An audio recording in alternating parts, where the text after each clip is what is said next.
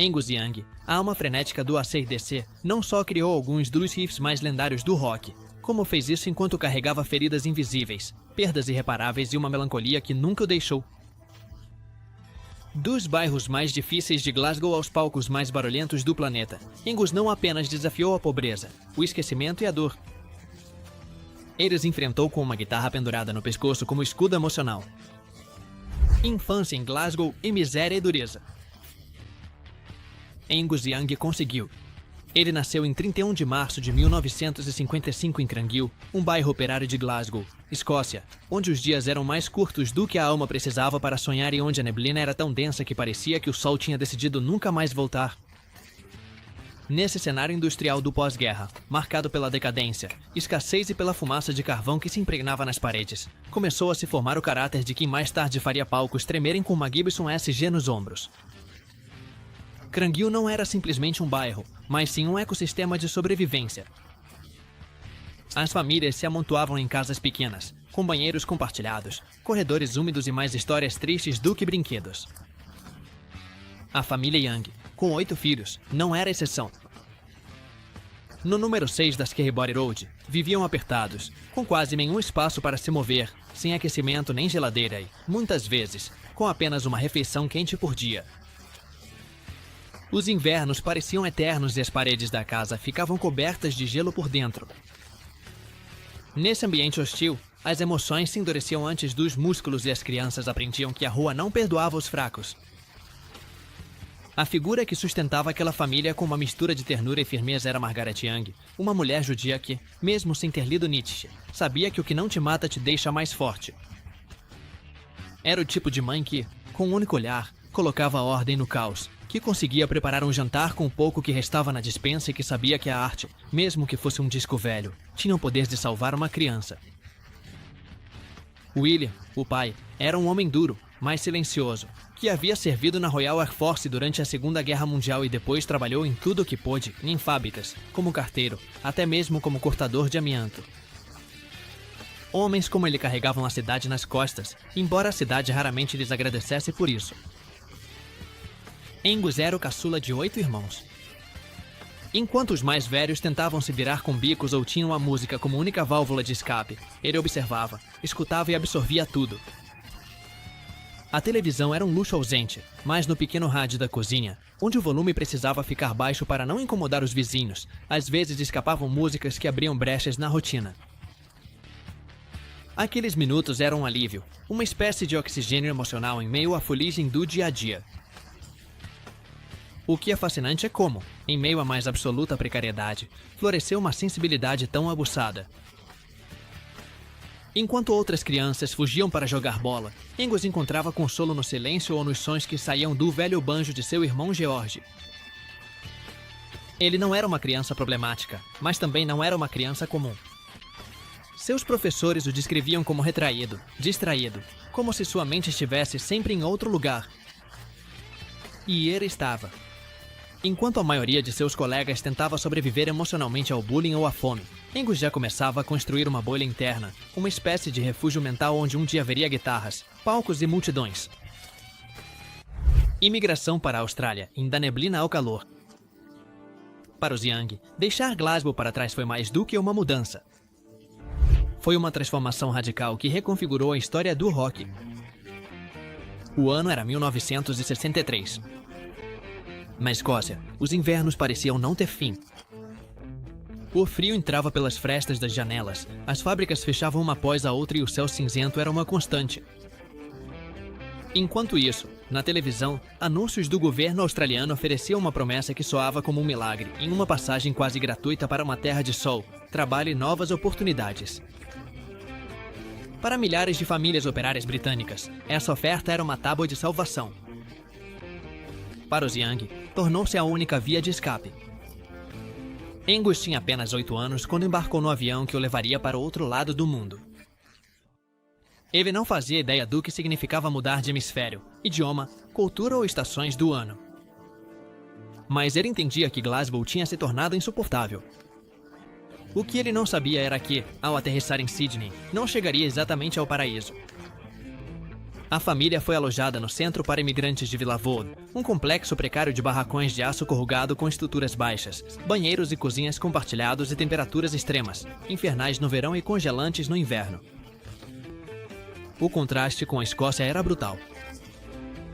O ar já não era denso de fuligem, mas sim seco e quente. Em vez de ruas de paralelepípedos, havia poeira. Em vez de neblina, um sol que parecia nunca se apagar. As crianças que antes desviavam do gelo agora corriam descalças pela terra escaldante. No entanto, a precariedade continuava presente. Vila Vold não era uma recepção calorosa. Era uma sala de espera prolongada para quem ainda não tinha encontrado seu lugar. Ali, entre colchões finos, conversas em línguas misturadas e refeições servidas em bandejas de metal, os Young começaram uma nova etapa. No entanto, algo inesperado surgiu em meio ao desraisamento e à música. Nesse ambiente de incerteza, George Young, o irmão mais velho, conheceu Harry Vanda, um jovem imigrante holandês que também morava em Vila Vold. A conexão foi imediata. Ambos compartilhavam uma paixão pelo rock e logo começaram a ensaiar juntos. Dessa parceria nasceu The Azyaars, a primeira banda australiana a alcançar sucesso internacional com seu single Friday on My Mind, que chegou ao top 5 das paradas britânicas. Para Angus, que observava tudo do canto, ver seu irmão mais velho triunfar foi como acender uma faísca em um quarto escuro. Isso nos leva a uma questão fascinante, em como o sucesso próximo influencia uma criança que ainda está em formação. Angus não tinha experiência, nem formação acadêmica, nem um instrumento próprio. Mas ele tinha tudo. Tinha uma família que respirava música, um ambiente que estimulava a criatividade como método de sobrevivência e um exemplo palpável de que sair do anonimato era possível. Em vez de reclamar das dificuldades, ele começou a escutar. Ele se refugiou nos ensaios. Observava. Eu absorvi. Logo, a família deixou Vila Vold e se mudou para Burwood, um subúrbio de classe trabalhadora em Sydney. Lá, a vida foi um pouco mais estável. Angus frequentou primeiro a escola primária de Burwood e depois a Shield Boys High School. Ele não era um aluno brilhante. Na verdade, detestava quase todas as matérias, exceto arte. Sua mente não se encaixava nas fileiras ordenadas de carteiras nem nas estruturas rígidas do ensino convencional. A sala de aula lhe parecia uma jaula. A cidade, uma incógnita. Só a música parecia fazer sentido. A guitarra como refúgio. Para muitos, é apenas um instrumento. Para Angus Young, foi um salva-vidas. Naquela idade em que outras crianças descobrem as brincadeiras no parque ou as travessuras na escola, ele descobria o poder de um som, o pulsar de uma corda, a vibração exata que podia transformar uma emoção em fogo. Foi um refúgio, uma tábua de salvação que o resgatou do barulho do mundo exterior e o conduziu ao único lugar onde se sentia seguro, o canto silencioso, onde sua alma podia gritar sem ser interrompida. Não foi uma guitarra desde o começo. Seu primeiro instrumento, se é que podia ser chamado assim, foi um banjo velho que George, seu irmão mais velho, havia transformado em algo mais ou menos funcional ao colocar cordas de guitarra. Era tosco, antiquado, com um som metálico e limitado, mas era dele. Foi nessas cordas enferrujadas que ele começou a explorar, a errar, a afinar de ouvido em vez de seguir regras. Angus nunca teve aulas de música, não frequentou conservatórios, ninguém lhe explicou como posicionar os dedos nem como ler uma partitura. Seu aprendizado foi visceral. Aprender fazendo, batendo, raspando, repetindo até que as pontas dos dedos sangrassem. Isso nos leva a uma reflexão inevitável. A obsessão pode superar a técnica? No caso de Angus, a resposta é sim. Enquanto seus colegas de classe desenhavam mapas ou resolviam equações, ele passava as tardes isolado em seu quarto com um único objetivo em dominar aquele som que lhe fazia cócegas nos ossos. Não havia aplausos, não havia plateia, só ele, seus dedos e o instrumento. Pouco tempo depois, Margaret, sua mãe, conseguiu juntar um pouco de dinheiro para lhe comprar um violão acústico. Não era nova nem brilhante, era uma peça usada, com marcas de outras tentativas, mas para Angus foi como se tivessem lhe entregado uma espada mágica. Ele a abraçou com a mesma devoção com que outros abraçam uma causa, um sonho ou uma bandeira. Passava horas repetindo os mesmos acordes, explorando como uma simples mudança de posição podia criar uma emoção completamente diferente. No seu mundo não existiam métodos, só a paixão. Primeiros trabalhos e bandas menores. No caso de Angus Young, foi com madrugadas de trabalho, dedos manchados de tinta noite e sem dormir. Quando largou a escola aos 15 anos, não foi por rebeldia, mas por convicção. A educação tradicional era limitada demais para ele. Ele não era um garoto dos livros, e sim dos sons. Então ele saiu para trabalhar. Primeiro em uma gráfica, onde datilografava formulários e organizava resmas de papel. Depois, em um matadouro, onde o silêncio era interrompido por golpes secos e o cheiro de sangue impregnava tudo. Era um ambiente duro, frio, repetitivo. Mas servia para algo essencial em financiar sua paixão. Com o pouco que ganhava, comprava cordas, afinadores, partituras avulsas, qualquer coisa que pudesse ajudá-lo a progredir. O mais importante era o tempo que sobrava depois do trabalho. Aquelas madrugadas em que, em vez de dormir, ele se trancava no quarto para praticar, porque enquanto outros caíam de cansaço, ele persistia. Foi nessa fase que também surgiram as primeiras bandas. Nada grande, nada famoso. Nomes como Kentucky Tantrum apareciam em cartazes de bairro. Tocavam em bares, escolas e eventos de segunda categoria. Mas nesses palcos menores, Angus aprendeu o que nenhum conservatório pode ensinar em a presença de palco.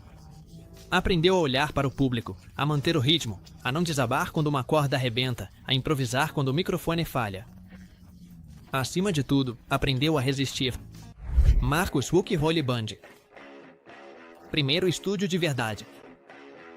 Para Angus Young, essa fronteira se chamava Marcus Hook Holy Band. Anos antes de o ACDC se tornar sinônimo de pura eletricidade, Angus teve seu primeiro contato com um estúdio profissional, com microfones de verdade, produtores exigentes e fitas que rodavam para registrar não sonhos, mas resultados. Tudo começou graças a George Young, o irmão mais velho que já havia provado o sabor do sucesso com The Easy Beats. George, junto com seu inseparável parceiro Harry Banda, decidiu lançar um novo projeto musical. Eles queriam algo sujo, cru, de garagem. E nessa busca, pensaram nos irmãos mais novos, Malcolm e Angus.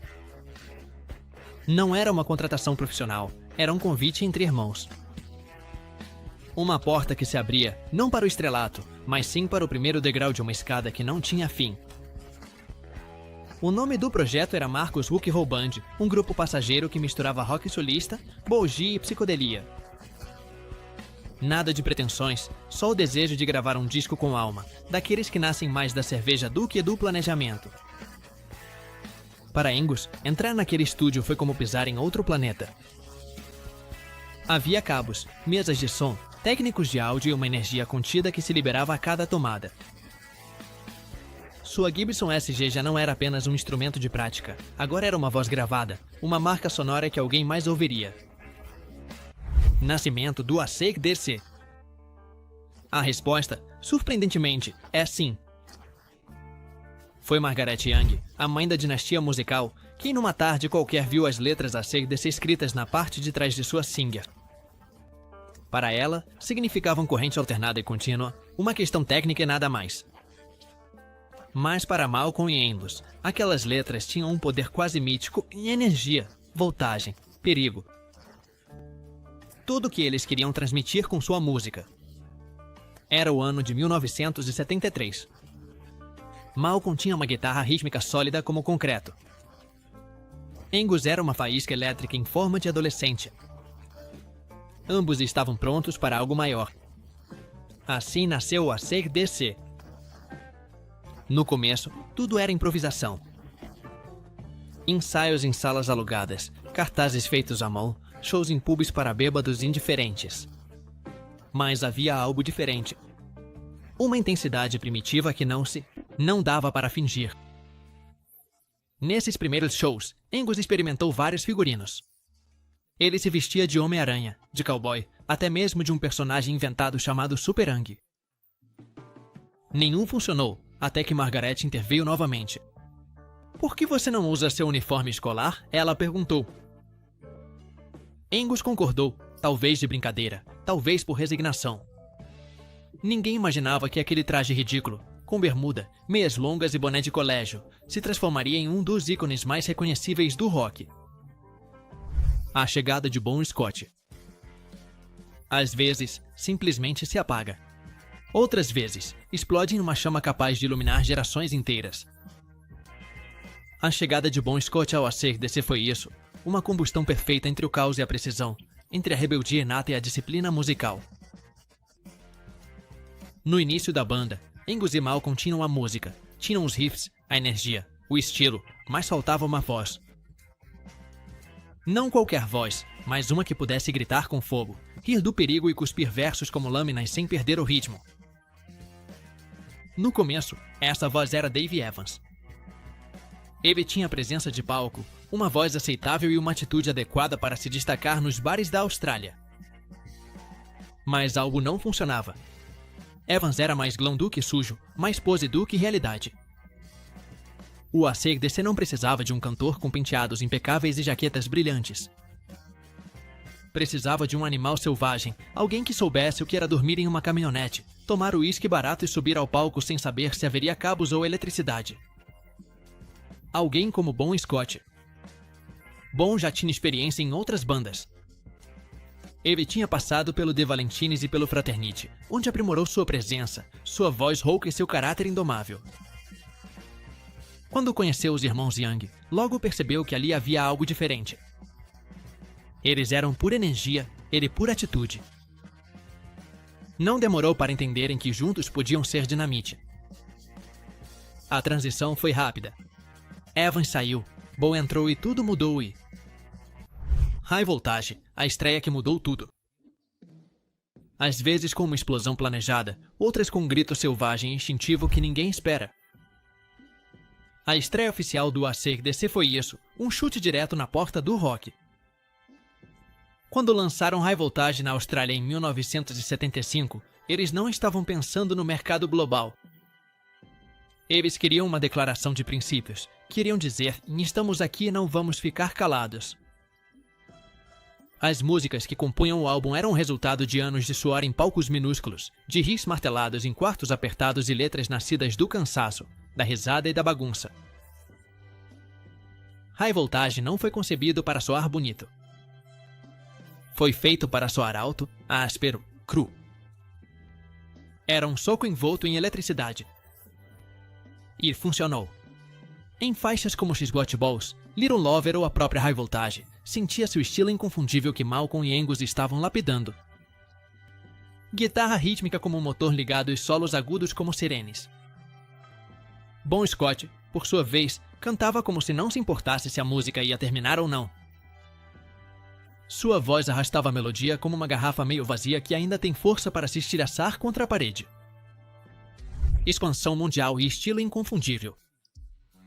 O AC/DC provou que sim. Depois do sucesso inicial na Austrália, os Young sabiam que era hora de cruzar fronteiras. Mas não se tratava de mudar para agradar. Era sobre levar sua música, do jeito que era, para quem estivesse disposto a recebê-la. Porque o AC/DC não mudou nenhum acorde da sua fórmula original quando começou sua expansão internacional. Continuou fazendo o mesmo em riffs diretos, baterias explosivas, letras sem pretensão e um Angus Young que parecia possuído toda vez que subia ao palco. Quando assinaram com a Atlantic Records em 1976, muitos executivos estavam céticos.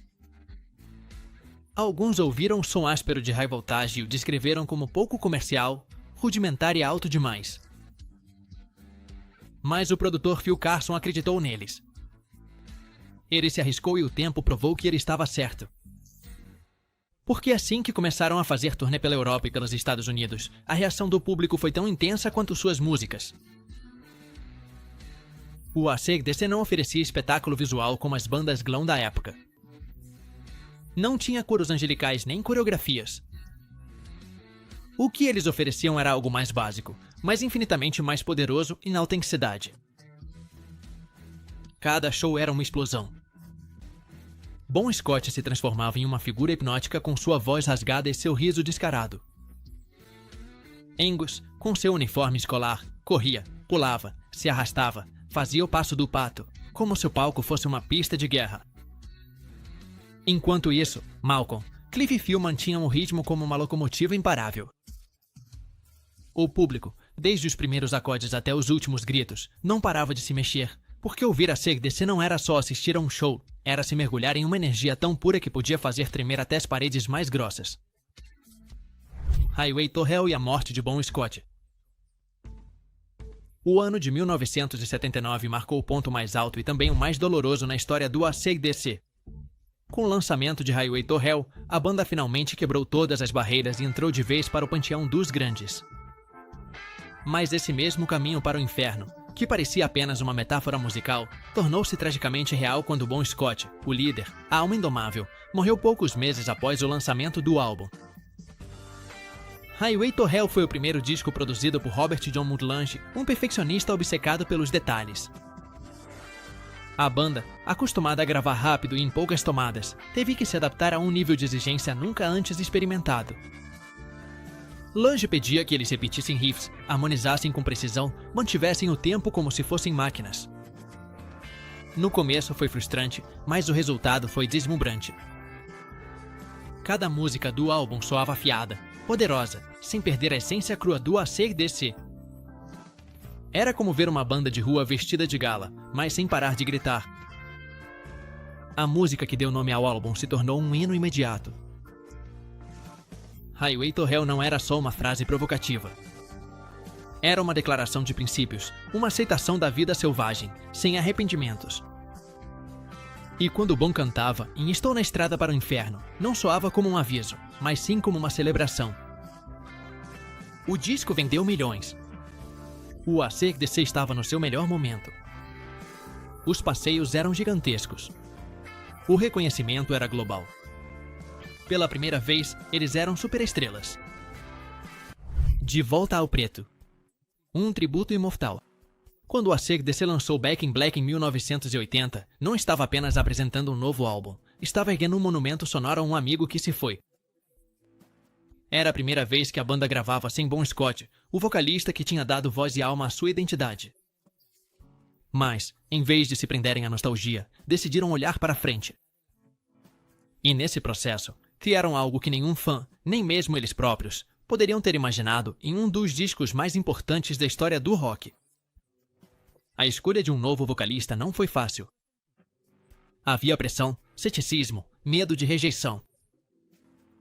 Finalmente, escolheram Brian Johnson, um cantor britânico que havia trabalhado na banda Geordie e cujo estilo vocal lembrava, em agressividade e textura, o próprio Bon.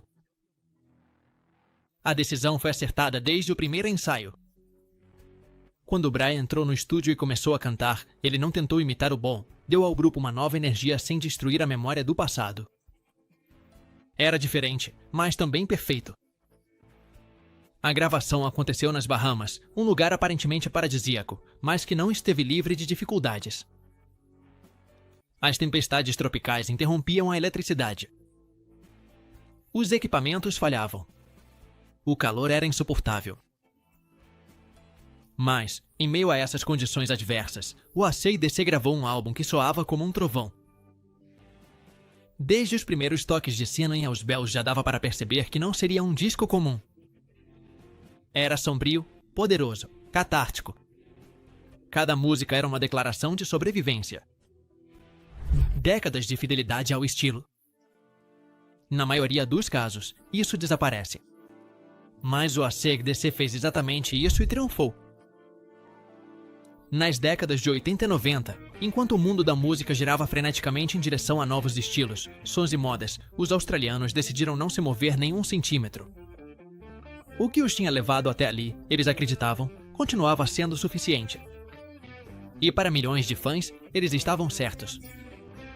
Enquanto surgiam bandas de glam metal com maquiagem exagerada e roupas brilhantes, o AC/DC lançava For Those About to Rock, um disco com uma capa simples e canhões como único enfeite. As músicas não falavam de amores impossíveis nem de paraísos perdidos. Eles falavam sobre guitarras, brigas de bar e resistência. Depois, quando o glam caía e o grunge surgia, a banda respondia com Fly on the Wall, um álbum criticado pelos especialistas, mas celebrado pelos fãs fiéis. Eles nunca se importaram em agradar a todos, só se importavam em soar como eles mesmos. Isso nos leva a uma pergunta inevitável: como algo tão simples pode continuar sendo relevante? Porque na sua simplicidade havia uma fórmula secreta, um motor, uma lealdade feroz a uma identidade. Angus continuava fazendo os mesmos movimentos no palco, como se cada show fosse o primeiro. Malcolm mantinha os riffs no tempo perfeito, como uma locomotiva de aço. Brian, com seu boné eterno, continuava gritando como se ainda tivesse 20 anos. Doença de Malcolm e queda emocional. Para Angus Young, ver Malcolm perder a memória foi como ver desmoronar os alicerces de um templo que eles haviam construído juntos durante décadas. Malcolm Young não era o rosto visível do AC/DC, mas era sua espinha dorsal, o motor silencioso que sustentava a estrutura, o arquiteto invisível de cada riff, o equilíbrio perfeito diante do caos elétrico que era Angus. Quando, em 2014, ele começou a mostrar sinais evidentes de confusão, de esquecimento, de perda de sincronia, toda a banda soube que algo muito grave estava acontecendo. No começo eram pequenos detalhes. Malcolm esquecia sequências, letras, lugares. Em qualquer outro músico isso já seria desconcertante. Em alguém como ele, cuja precisão era lendária, era alarmante. Tentou-se minimizar a situação. Pensou-se no cansaço, no estresse das turnês, nos anos em cima do palco. Mas a verdade logo se tornou inegável. Malcolm estava perdendo não só memórias, mas partes fundamentais de sua identidade. O diagnóstico foi devastador em demência precoce, uma doença cruel que não chega de repente, mas vai apagando lentamente a pessoa que a gente ama, como se alguém passasse uma borracha em sua história. Isso nos leva a uma reflexão inevitável. Como continuar tocando quando seu companheiro de vida está se apagando ainda em vida? Angus tentou ser forte. Ele continuou ensaiando, continuou em turnê, mas nada mais era o mesmo. O que mais doía não era a ausência, mas sim a presença confusa. Ver Malcolm com a guitarra sem saber quais acordes vinham a seguir, vê-lo olhar para o público sem reconhecer a música que estavam tocando. Foi então que a decisão mais difícil precisou ser tomada. Malcolm teve que deixar a banda. Em vez de procurar fora, recorreram ao sangue. Steve Young, sobrinho de ambos e talentoso guitarrista, foi chamado para ocupar seu lugar, não por estratégia comercial, mas por respeito, porque sabiam que Malcolm não teria permitido que qualquer estranho ocupasse seu posto. Steve conhecia os detalhes, tinha crescido vendo os tios tocarem, conseguia replicar o estilo, o ritmo, o espírito, mas mesmo assim todos sabiam que não era a mesma coisa. Porque o vínculo entre Malcolm e Angus não se baseava apenas na música. Era uma conversa silenciosa que só eles entendiam. A morte de Malcolm e o silêncio de Angus. No dia 18 de novembro de 2017, Malcolm Young morreu aos 64 anos, após uma longa e dolorosa luta contra a demência. A notícia não surpreendeu quem já sabia do seu estado, mas isso não diminuiu o impacto. Para o mundo do rock, foi a despedida de um gigante discreto. Para Angus, foi como perder um braço. Ele não disse isso com lágrimas, não fez homenagens teatrais, apenas se limitou a poucas palavras que perfuraram a alma de quem conhecia sua história. Em perder o Malcolm foi como perder uma parte de mim. Não houve funeral multitudinário, não houve discursos midiáticos. Malcolm se foi do mesmo jeito que viveu, em silêncio, com dignidade, sem alardes. A família publicou um comunicado breve. Os membros da banda fizeram seu luto à sua maneira. Angus sumiu da vida pública por um tempo, não por medo, não por fraqueza, mas porque não encontrava uma forma de expressar algo que não cabia em palavras. Porque quando se compartilha palcos, turnês, sonhos, derrotas e ressurreições com um irmão por mais de 4 décadas, a perda não é sentida como um evento, mas como um desmoronamento.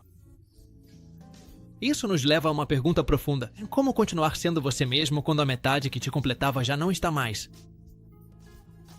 Angus continuou com a música, mas não era a mesma coisa, mesmo continuando a usar o uniforme escolar, tocando os riffs com a mesma precisão milimétrica. Em cada show havia uma ausência que vibrava mais do que qualquer nota.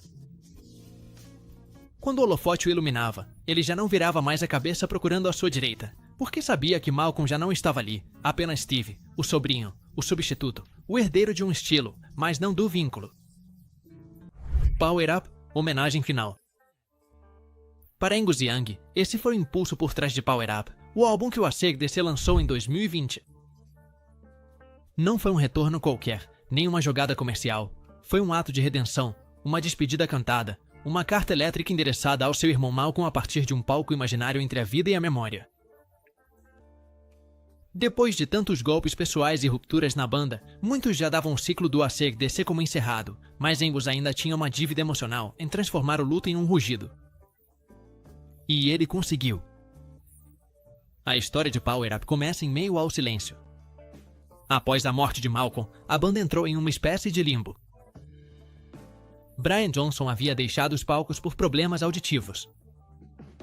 Cliff Williams tinha se aposentado. Phil Hood, o baterista, enfrentava problemas judiciais. Angus estava sozinho, mas a música não lhe dava sossego. Sentia que ainda havia uma história a ser contada. Foi assim que, pouco a pouco, o quebra-cabeça começou a se montar. Johnson encontrou um tratamento auditivo revolucionário. Hood foi liberado e reabilitado. Williams aceitou voltar. E então aconteceu o inesperado. O ACDC voltou a estar completo, como se a memória de Malcolm estivesse reunido. O disco foi gravado em Vancouver, nos Varelhosa Studios, sob a produção de Brendan O'Brien, que já havia trabalhado com eles em álbuns anteriores. Mas desta vez o espírito era diferente. As músicas foram baseadas em ideias e riffs que Malcolm havia composto anos atrás, muito antes de a doença pegá-lo. Angus, com cuidado meticuloso, selecionou, reconstruiu e arranjou essas peças. Ele fez isso como quem restaura uma obra de arte danificada pelo tempo, respeitando cada traço original. Assim nasceu Power Up, não como um simples disco, mas como um mausoléu sonoro.